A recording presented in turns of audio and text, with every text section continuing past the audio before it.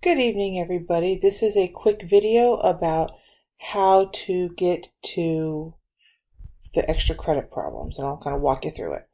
So up here, you can just type in physics classroom or on the Google search bar.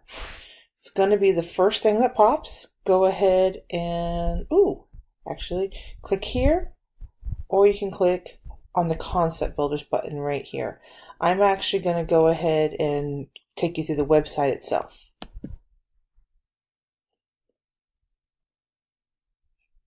So over here, it's come down here, left-hand side, it is the third one on the left, Concept Builders. Let me see, within the Concept Builders, you have all these topics. I recommend choosing one-dimensional kinematics. Click on this big topic, and within here you can go through and choose something that you want to try, such as position time graphs, conceptual analysis. Click on a topic, and right here it says launch concept builder, so click that. And now that you're in here, alright, upper left hand corner of this screen right here, where it says currently saying wait for it, click on the kind of square with the arrows.